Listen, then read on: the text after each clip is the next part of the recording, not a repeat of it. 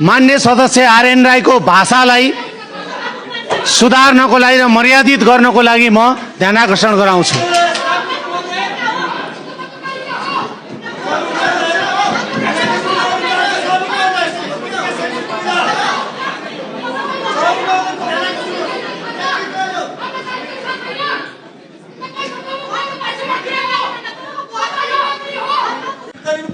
मान्य सदस्य ऐन बहादुर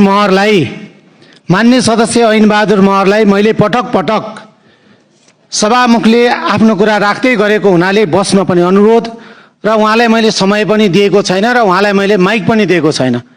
त्यसकारणले मान्य सदस्यले पटक पटक बैठकमा मर्यादा विपरीत कार्य गरिरहेको विषयमा मेरो ध्यानाकर्षण भएको छ।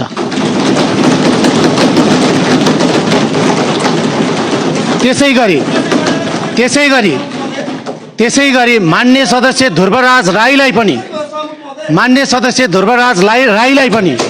मैले पटक पटक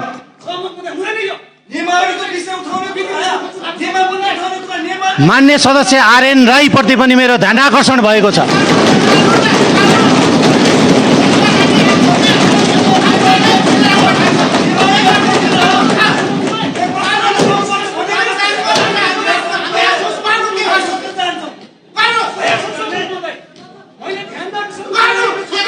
मान्य सदस्यहरूलाई मैले समय दिइरहेको छु। मान्य सदस्यहरूलाई बोल्न माइक पनि दिइरहेको छु। मान्य सदस्यहरूलाई मैले मान्य सदस्यले मागे अनुसारको आकस्मिक समय पनि दिइरहेको छु, व्यवस्था गरिरहेको छु।